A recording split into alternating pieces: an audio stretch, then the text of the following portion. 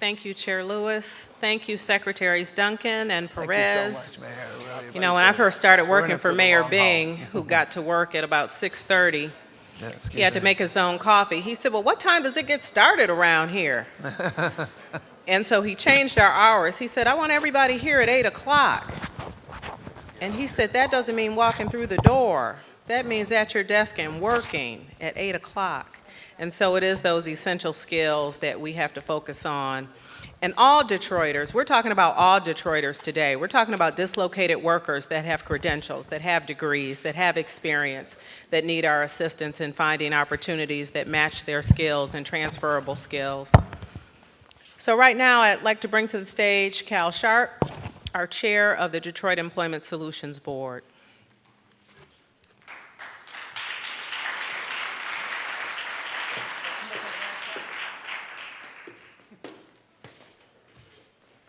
Thank you, Pam. Can you hear me? Okay, good. As our panelists come up here, let me take a quick moment to echo some words earlier that the mayor spoke, specifically about Pamela Moore and her staff at DESC. The last year and a half, we've been on our own. We separated from the city back around July of 2012.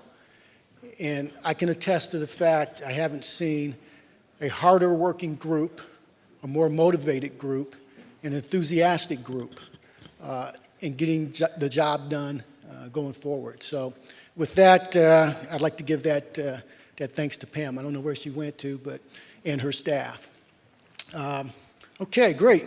For this panel discussion, I'd like us to focus the conversation around the challenges that we face here in Detroit, many of which Pam enumerated earlier in her overview, in getting employment opportunities, as the gentleman mentioned earlier, for our residents. And specifically, as we talk about the challenges, the most important part is obviously what solutions can we put into place. This discussion will be conducted in a town hall format, so each participant will get a chance to respond to the question. We actively ask you to engage with us, interact with us, make comments, ask questions. To that effect, or to that point, we have 2 microphones. We would ask you to use them. Just line up with your particular questions. Okay, with that, let me begin by introducing our distinguished panel. And I'm going to start on my far left with Mr. George Jackson, Jr. George W. Jackson became interim president and CEO of the Detroit Economic Growth Corporation, DEGC, in February of 2002, and was elected to the position on a permanent basis in April of 2002. The DEGC is a private nonprofit corporation devoted exclusively to supporting Detroit's economic development agenda, projects, and initiatives by providing technical, financial, and development assistance to the city and also the business community. George, welcome. Thank you. Next, we have Dr. Brenda Dann-Messier. Dann-Messier. I asked Brenda earlier, how do I pronounce your last name? She said, any way you want to. Thank you for that. Dr. Dann-Messier was nominated by President Obama as Assistant Secretary for Vocational and Adult Education on July 14th of 2009. On October of that year, she was confirmed by the U.S. Senate and began her official duties in October of 2009. On May 6 of 2013, the President also named her Acting Assistant Secretary for Post-Secondary Education. As the first Assistant Secretary, he was also an adult educator. Dann-Messier leads the department's efforts in adult education and career and technical education, as well as efforts supporting community colleges and correctional education. She runs the Office of Vocational and Adult Education, which oversees the administration of 7 grant programs, which total approximately 1.7. This is the part I think people want to hear, the $1.7 billion. Oh yeah, that's okay. That she has responsibility for. Next, Eric Seleznow. Eric recently joined the U.S. Department of Labor as Acting Assistant Secretary for Employment and Training, where he focuses on 2 key outcomes: a properly prepared workforce to meet the current and future demands of the nation's employers, and providing opportunities for all Americans to succeed in the 21st century workplace. Prior to this, Eric served as the state policy director with the National Skills Coalition, where he worked with many states and direct stakeholders to strengthen workforce policies. And I believe from what I heard earlier, that was the state of Maryland. And last but not least, to my immediate left here, we have with us Dr. George Swan. Dr. Swan is Vice-Chancellor for External Affairs, WC3. Dr. Swan worked in the private sector before serving as a senior administrator and faculty member at a private business college. He later worked as an academic administrator before joining WC3 in '87 and was appointed president of the district's Eastern Campus. I'm going to stop right there because George is also my vice chair on the DESC board. And I can tell you right now that the man is very, very knowledgeable in post-secondary education. I look to him when I have questions, and I have them somewhat frequently when things come up.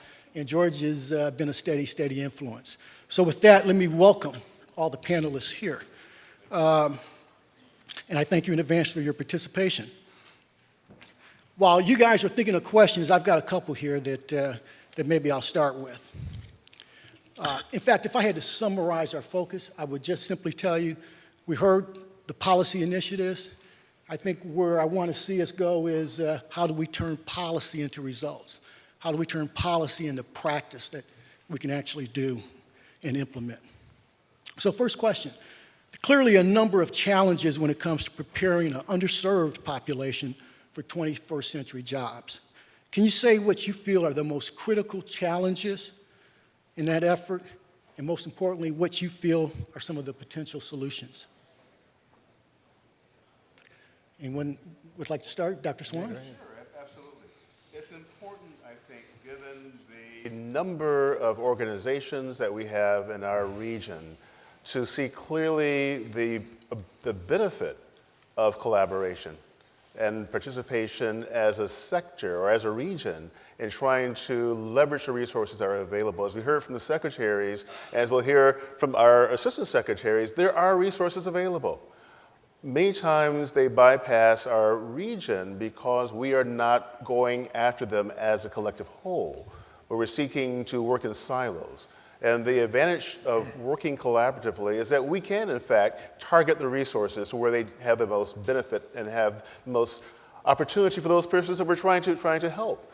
I know from our institution, when we look at a multi-campus system, and the ability to ensure that we serve 32 cities and townships, it's important to understand the resources that we have and how we can leverage those into career programs, how we can look at helping adult learners, how we can look at those persons who are in high school and involved in or want dual enrollment opportunities so they can take those college courses early and be able to gain, while they're in high school, a certificate or an associate's degree, and then transfer to a senior institution. Reverse transfer.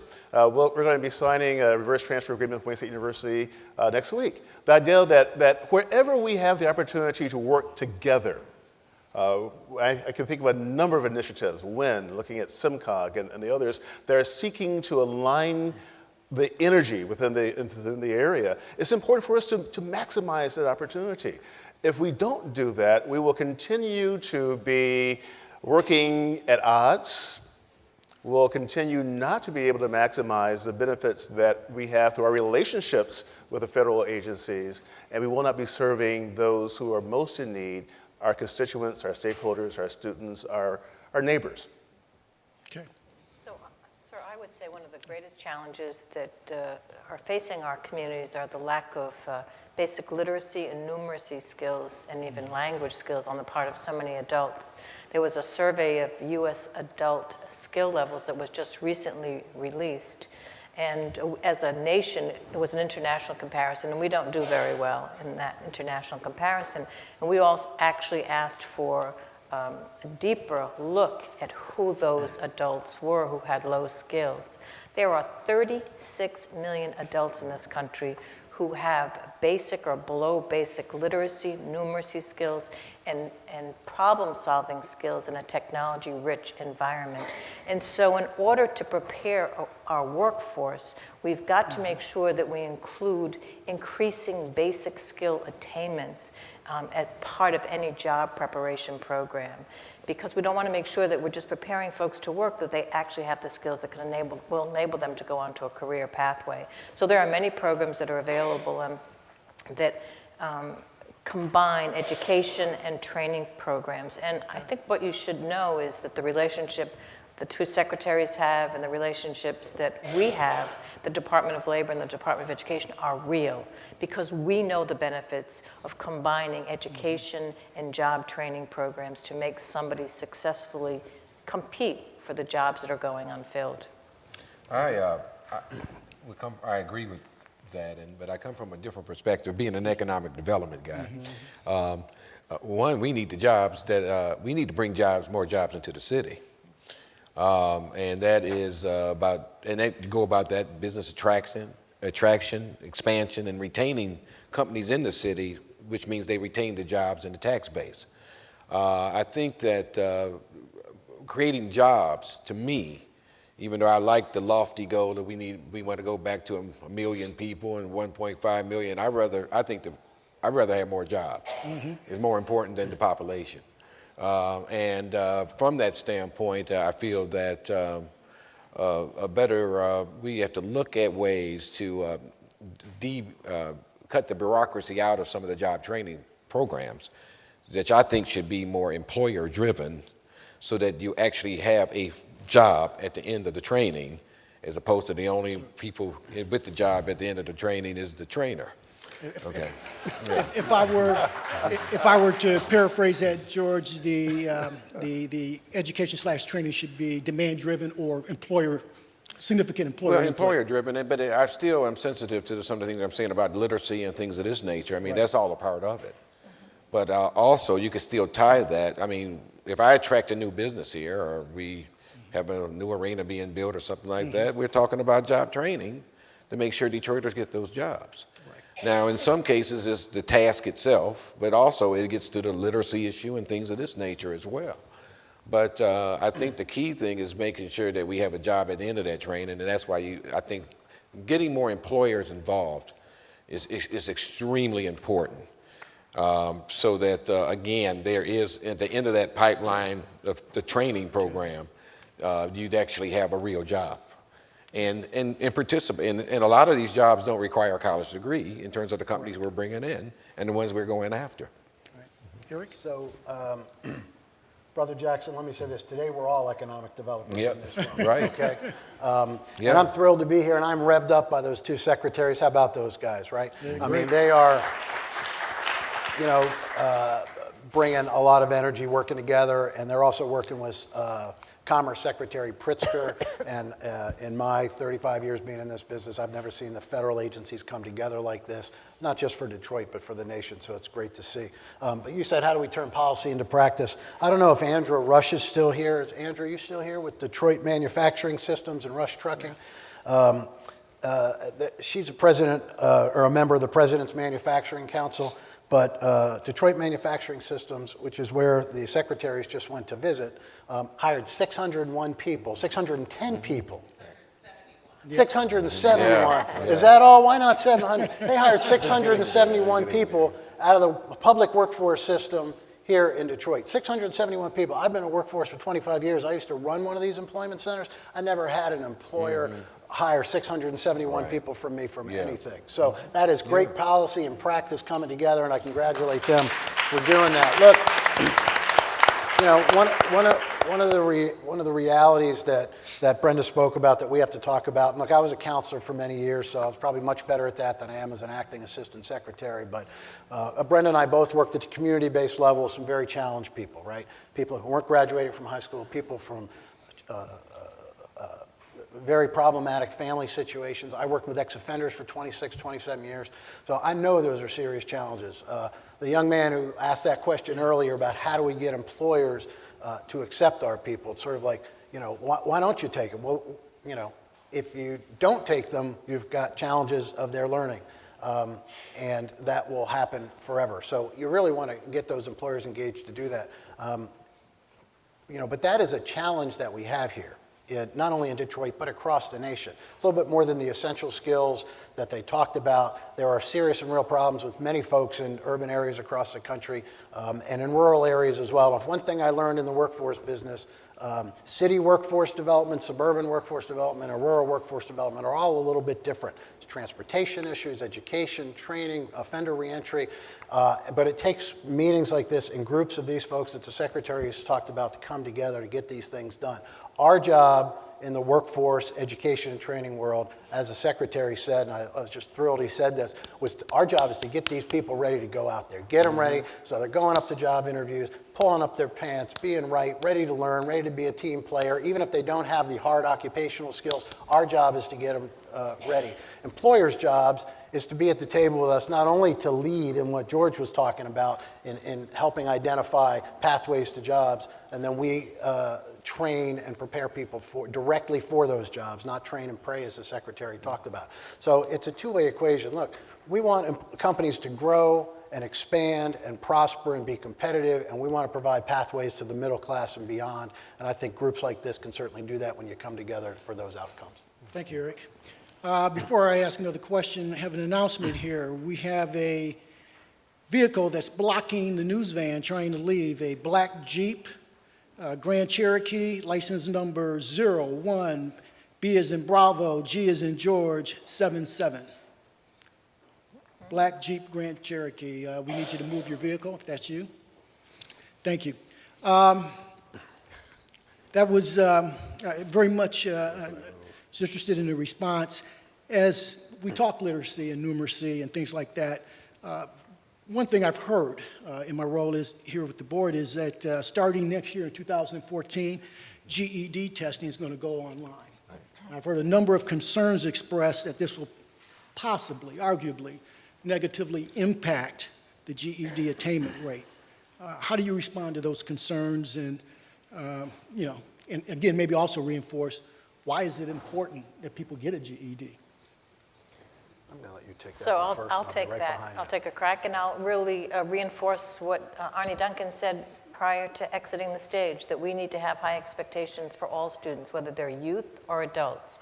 And yes, there is going to be a new GED test that's developed by a private for-profit. We don't have anything to do with that at the federal level, and it will be tied to college and career readiness standards. So what we have to do is, that's the reality. There will be a test that will be harder. We need to make sure we're preparing students to succeed in passing those tests and going on to post-secondary education. I mean, we can complain a lot about the fact that the test might be changing, but that we want to raise the bar. And I find it insulting for folks when they come up to me and complain about it, that they don't think adults can meet those higher standards. They're going to need more support. They're going to need faculty that are trained to ensure that they are successful. But when those students achieve those results, they will in fact be ready for college and careers. And that will be of value to the employers in this community. Thank you. There's also this idea, again, I'm going back to collaboration, that we have a lot of providers in this room who do adult education, who do training. And when we think about how individuals get referred to our programs, that has a lot to do with the ability for them to be sustained within the program. That's right. So we know that there are individuals who are referred through their engagement or intersection with the criminal justice system. We know there are other instances where social services comes into play. But we have to ensure that however they arrive at the door, from whatever source of referral that may be, family, friends, neighbors, workers, co-workers, employers, that they have the opportunity to be successful, and that other barriers that sometimes causes them not to continue through the preparation, that those barriers are eliminated or eased so that we get a lot of people. We're the only post-secondary institution in the state. And I think Ms. Forbes is in the audience, and she is Vice-Chancellor for Continuing Education and Workforce Development, that offers adult education, preparation. and actually has a very significant graduation rate, but so many people come into the program and never exit. They come in with all the anticipation, they come in with all the excitement, but then there are other barriers, other constraints, whether it's family support, whether it's whatever it may be. So it's important that all of us as a community understand that if someone has presented themselves, however they present themselves, that it's our job to help support them and see them through, so that when they do complete, and I've been to those graduation ceremonies, and the joy and the excitement that's in the eyes of those individuals and of their family members and their friends is tremendous. But they have to get there. And then once they get there, then we have to honor what that certificate means, that they have completed the requirements for general education degree. And that has not only value, but it also has significance in terms of their work and what we anticipate they will be able to do. So again, it takes a community, it takes us understanding that that's a big step for a lot of people. But once they get there, that we then have to make sure that that door that was open for them at the beginning is another door that opens for them as they graduate and they move forward into whatever kind of endeavor they desire. You know, Cal, I'd say this. I'm not an educator, but I understand the value of education. And I'm not going to worry about the GED, high school diploma test either. Things are changing. It's a digital world. People can take it online. Our kids operate cell phones and computers better than we did. Some other people will be challenged by that, but good people like you will work with them to be successful on the test. Look, a simple fact is a high school diploma is not enough. George is going to go out, attract employers to this city. Some will be jobs that require post-secondary education. Some will not.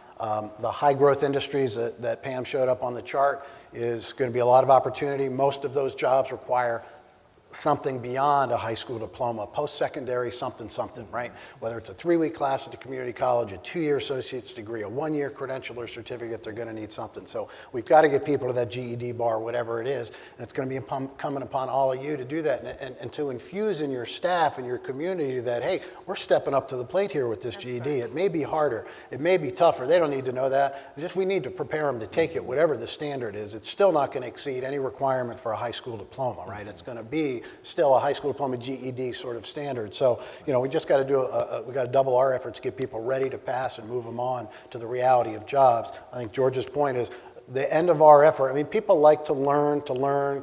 Grandmothers want to read to their kids. People want to improve their language skills. You know, people want to get better for literacy, but a vast majority of our people want those literacy skills so they can get a decent job and feed their families. Right. And I'd just say that anything that increases the skill sets of the workforce in Detroit, I'm for it. Because that is definitely, having a skilled workforce and having an educated workforce is a very effective business attraction tool. Right. That's a commonly asked question when we are trying to keep employers here or try to attract employers. Mm-hmm. They ask about the education and the workforce and the level of skills and education of the workforce. Very critical piece. And I also think the points that Secretary Duncan made earlier are also relevant to adults, in that you want to make sure that you're preparing their students' literacy, encouraging them to increase their literacy and numeracy skills, but putting them in the context of work. Because I ran an adult literacy agency in Providence, Rhode Island for over a decade, and so I saw many of our students succeed. But they need to see the relevance. They need to be motivated that this is helping them to go on to the workforce. So you need to contextualize the literacy and numeracy skill development in the context of the career pathway that they may be interested in pursuing. And all of the speakers are absolutely right. A high school diploma or a high school equivalency is not enough. In order for folks to truly compete in today's economy, you're going to need some form of post-secondary education. It doesn't have to be a 4-year degree, but it should be an industry-recognized credential, a post-secondary certificate, or an associate's degree at a minimum, so they can really compete for the jobs that you're trying to bring here into Detroit. Great. Any questions from the audience? Please, you come to the microphone.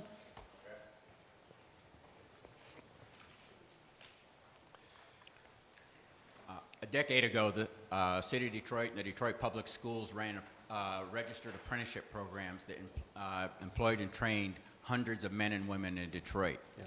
Those programs don't exist now. The Detroit Public Library was also a minor part of it. What kind of incentives exist, and to the leadership that's here, Why can we not re-raise the question of why we're not doing this? Detroit provides the most important public health agency in Michigan. It's called the Detroit Water and Sewerage Department. They need engineers, they need chemists. We tried to reconceive, I ran the city program for 10 years, and I ran a schools-related program for 7. We tried to reconceive the program as not just for the auto mechanics and the water plant operators, but for engineers, chemists, IT professionals. In other words, create a 4-year degree program under an apprenticeship model. What kind of discussion is going on within the leadership in the city to do something like this again?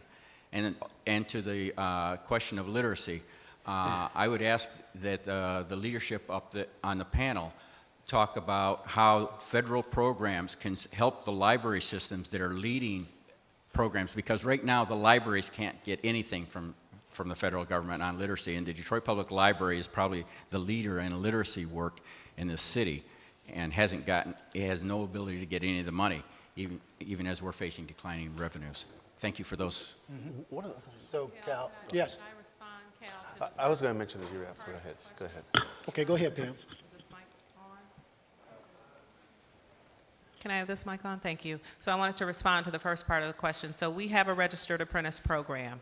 We have some of our partners here today from our skilled trade unions. And so we're focused on not only skilled trade, but all of the apprenticeable programs that are listed under the Department of Labor's list of skilled trades, of apprenticeable occupations. So again, we have a model in place. We use our Workforce Investment Act dollars to give a stipend to individuals that come and prepare with a readiness curriculum. It's currently 60 hours. We're about to adopt a 240-hour readiness curriculum, which includes the essential skills and the technical training and the hard skills.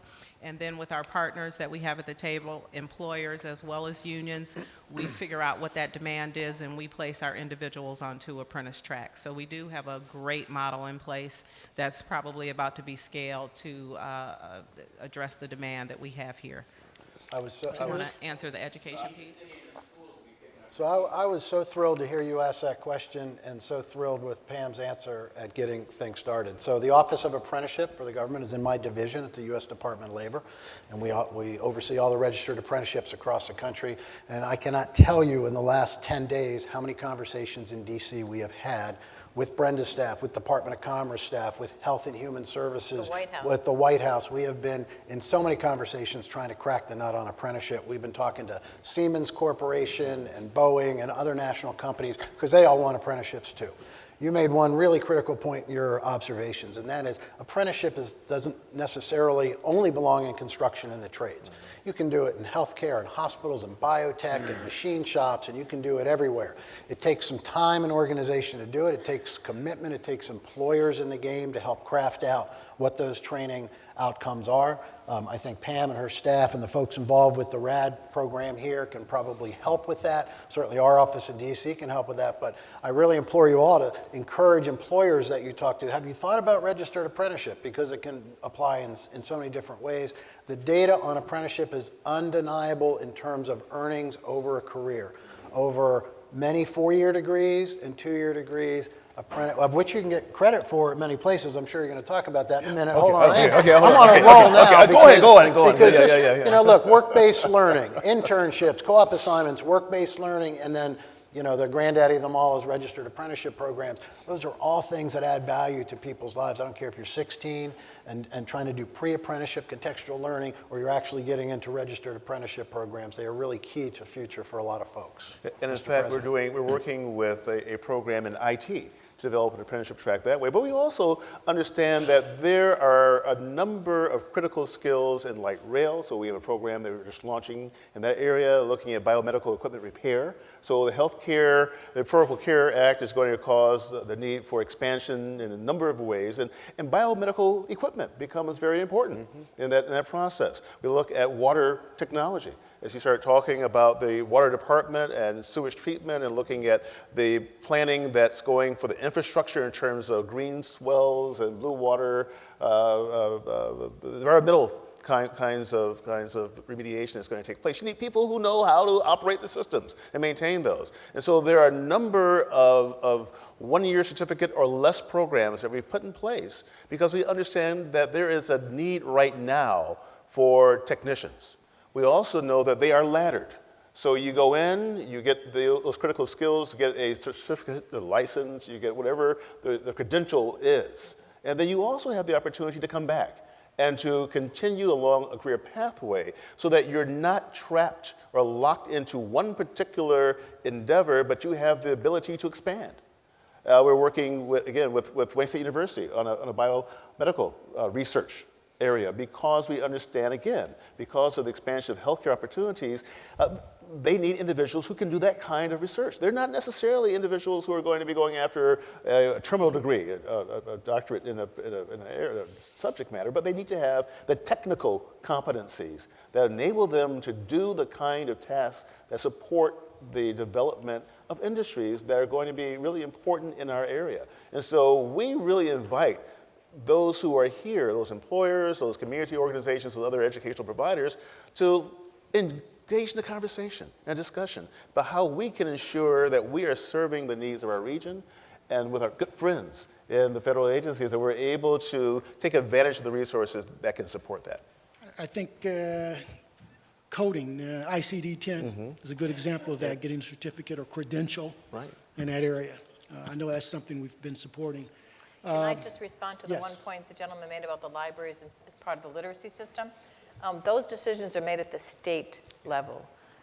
So we do not prohibit funding going to public libraries. Those are decisions that are made at the state. In fact, I am meeting with the director of all the library systems across the country to really strengthen and ensure that partnership. We think you're a very vital part of the literacy system. Good. I think we have a couple more questions. Good afternoon. My name is Betty Pulliam, and I'm with Payne Pulliam School, and we have for 40 years served this community and helping our citizens to become employed and educated. And over my 40 years, the problem is still magnified that our community needs literacy skills. We have many programs. We participate with DESC in terms of training and employment, but after seeing over thousands of individuals per year, at least 60% of them do not have the basic skills that they need. That's true. And they do not have their GED. So I'm on a mission at Payne Pulliam School. Mrs. Payne and I, we want to put together an adult education center where we can help our community get those basic skills and get their GED. And the young man that spoke before me stole my thunder because I need to know where I can find the dollars. If you could help me, give me some kind of direction, because if we are going to make the city whole, Mr. Jackson, and you know that, our people have to get educated immediately because we're on a fast pace to put in Detroit to work. And we will leave out over half of our community if we don't get their basic skills together. And I just wanted to give you one example how I know that this is my mission, because the young lady that worked for me, she had not gotten her GED. For years and years, kept putting it off, but she heard the test was changing, so she rushed to get that GED. And she got it. And when she got to work the next day, she said, the air smells better. I have my GED. So, you know, and she is so, right now, she's excited, and she's going to Wayne Community College to take a career program in health. So if you could just, if I could have a second with you afterwards, just give me some direction on what we can do to help the problem. I'd be very happy to help you. But let me also suggest that you look at the TACT grant opportunity that the two secretaries discussed, because as part of those grant applications, you could also include basic skills acquisition. So you'd have an opportunity to bring in a large amount of money under the TACT program, and you could include in those proposals increasing basic skills. Great. You are, let me Thank just you for say your this, comments, you are talking to the right lady, by the way, right here, about that particular problem. And let me just put in a plug for what I call accelerated learning programs or integrated learning programs. when you do adult basic ed, the basic skills with an occupational skill at the same time. Back in the day when I first started doing this, say, oh, go get your GED, then come back and we'll put you in training. Somebody may go, you may never see them again. There are programs across the country that are cropping up in places, some statewide, some one-off programs. Maybe you do some of that around here, where you're teaching basic skills and an occupational skill at the same time. So within a year, people are getting some pretty good results of getting that basic skill in GED plus getting a phlebotomy credential or nursing assistant or something, even an IT credential. So, there's ways to accelerate that learning, again, that aims towards those employers that George is bringing here. And we also have to look to our career and technical education system also to help prepare our adults. Okay. Yes, sir. Good afternoon. I'm Victor Muhammad. I mean, the programming sounds fantastic. All of the training sounds magnificent. But the question that we have to ask, I have to eat today. I have to pay bills today. I have to touch the heat, and the heat comes on today, the water comes on today, the electricity comes on today. I need the transportation to get to these programs. And I'm also speaking on behalf of the returning citizens, of which over 10,000 are going to be reporting to Michigan, 5,000 of which will report to Detroit alone. So if we don't have the programming, the employment for the people who do not come home with a felony or a conviction, and we don't have enough employment for them, where is the specialization that needs to take place that these individuals have the same conduit, the same situation? Because as we all know, the person who is hiring is the drug dealer. The person who is hiring is the guy who's breaking and entering house and stealing cars. We have to take in consideration that with all this training, I still have to have the necessary skills of life to be able to survive, so that once I get to the end of the training, I can go into those employment situations that present themselves. But until we find a viable situation for there to be some sort of substitute for the individual that goes through it, who has the special needs, it's still not the program. We can have 1 million programs that would still fail the individual. Question. So you've brought up about 23 different huge challenges in your question. And I appreciate that so much, because I dedicated 26 years of my life to doing that work. So it's a huge ball of issues there, and there's a couple of things. Support services, certainly Pam and the one-stop system can offer some of those things. Look, we need to do a better job of training and preparing people while they're incarcerated for when they hit the street. There's a huge effort involved in that. I think we can do better. It's very complicated and challenging behind the prison wall to provide the education and training you need. And my biggest learning when I did this work, somebody hits the streets, or on probation, parole, maybe not, maybe they flat time out.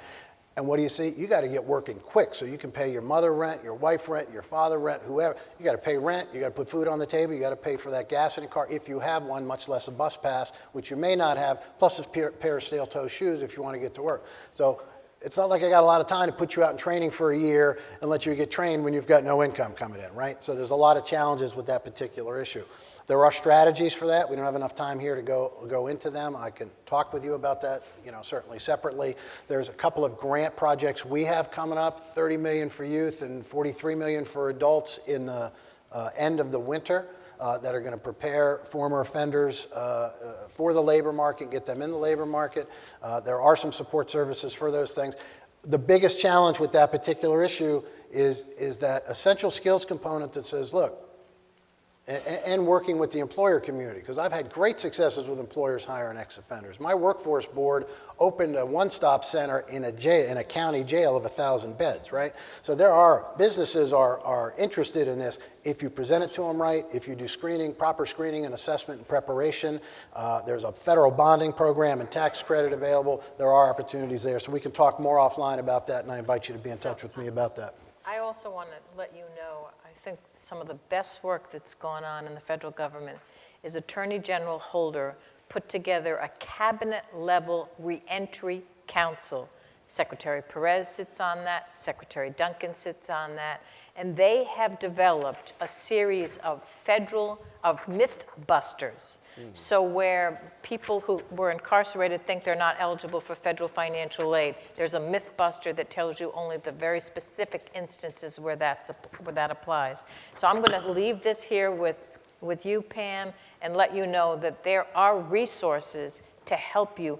All the federal agencies have looked at the barriers that are inhibiting folks' success after they exit the correctional system and have really eliminated many of the barriers, and you ought to know about them and share them broadly in the community. And how about this, an Assistant Secretary of Education Thank you. who carries this around with her? Is that fabulous or what? Yeah. Eric, I would definitely take you up on maybe sitting with you. I'd love to understand exactly some of those practices you used in Maryland on Tough issue.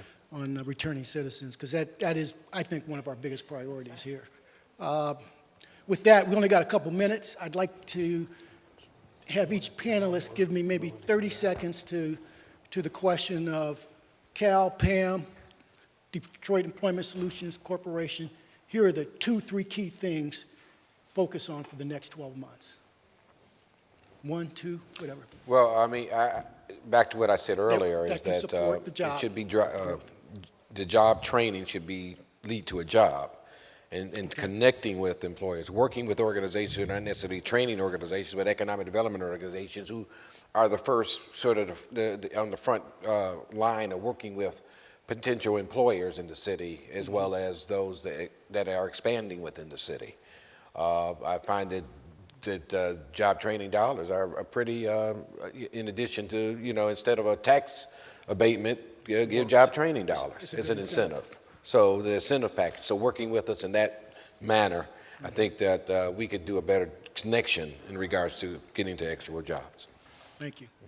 Collaboration, partnerships, those are really important themes that we really want to continue to carry. Look not only to your community college colleagues to be part of the partnerships, look to your career and technical education institutions to also be part of the solution. Your adult education programs need to be a part of the solution. And we need to work with our correctional education folks in order to really eliminate the silos and the barriers. In 2012, it was unprecedented that the Department of Labor, the Department of Education, the Department of Human Services came out with a guidance letter suggesting to local communities that you could mirror what we're doing at the federal level and braid your funding sources. And so we're happy, Eric and I have talked about this with Pam and others, we'd be very happy to come back and spend a much longer time with all of you and talk very specifically about the opportunities and the work that we're doing at the federal level to support you here in Detroit. Thank you. We'll definitely take you up on that. We expect you to. You know, Cal, thanks for asking that question. I'm going to talk as fast as I can, but having me do something in a minute is very rough, I have to tell you.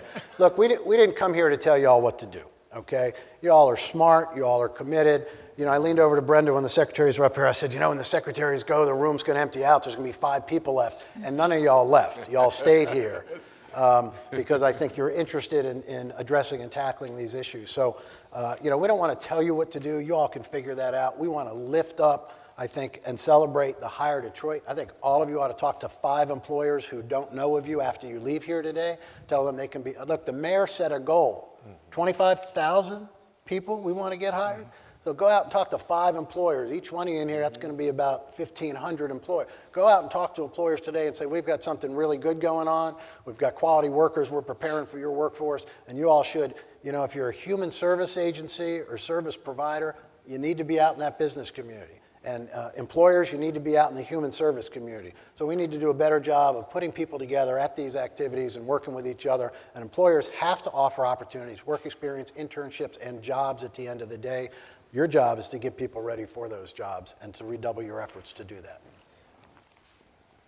I guess it's sort of a disadvantage because I'm on the board, so I'm making recommendations to my other board members as well as to Pam.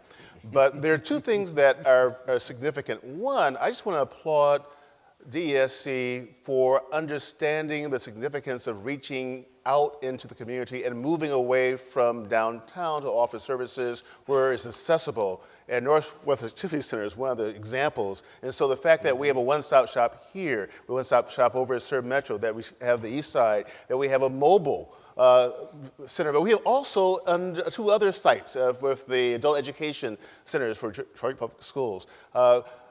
Continue to reach out where people can access services, assistance, they can find the resources, but also the focus that DESC has on young people and the fact that our future is going to be written by those young adults, those young people who are out there now who are crying out for our help. And so continue reaching to the community, focus on youth. Thank Those you. are- yes. Thank you, Dr. Swan. Let me, our time's up, so let me thank our panelists for the wonderful insights. I learned a lot. Thank you.